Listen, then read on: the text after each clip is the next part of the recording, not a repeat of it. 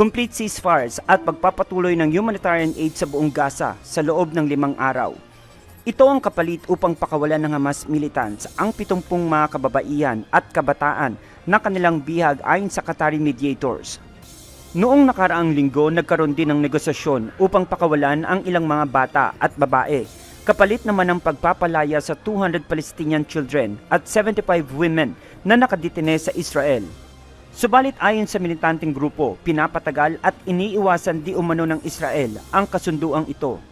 Ipinakita ni IDF spokesperson Daniel Hadari ang tunnel at basement na ginamit umano ng Hamas upang itago ang mga bihag nito sa Rantisi Hospital.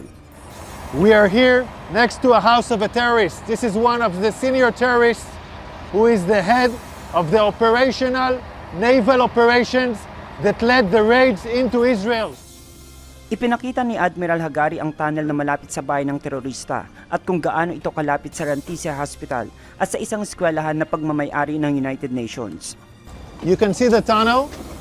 The tunnel is let down more than 20 meters down. The rowboat found a door that is bulletproof. It's explosive proof, so it looks like a hard evidence, a clear evidence that the hospital direction is connected. Sa basement naman ng Rantisi Hospital, itinuro ng IDF spokesperson ang posibilidad na dito itinago ng Hamas militants ang kanilang mga bihag at ginawa rin itong isang hideout. This is a suspicion for an area where hostages were being held. We can see this area is a closed area from the rest of the hospital. We can see the ventilation air that was done improvisedly to this area. And we can see infrastructures that was built in here, in this room. There is a list. This list, in Arabic, this list says we are in an operation. The operation against Israel started in the 7th of October. This is a Guardian list. Samantala, tumanggi ang mga doktor sa Al-Shifa Hospital sa Northern Gaza na sundin ang mandatory evacuation na iniutos ng Israeli Defense Forces.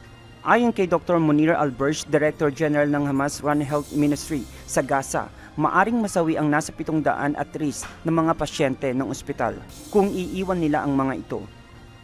Ang evacuation na inuutos ng IDF para sa libo-libong magasan na naninirahan sa hospital compound ay hindi coordinated sa anumang humanitarian agency. Kaya naman nangangamba si Dr. Al-Bursh na maraming mga pasyente ang maaring masawi habang palabas ng Northern Gaza. Noong Lunes, inanunsyo ng IDF ang isang ligtas na daanan para sa mga nasa Gaza City. Kinumpirma naman ng IDF spokesperson na ang karamihan sa mga nasa Rantisi at Al-Nasser hospitals ay nakaalis na.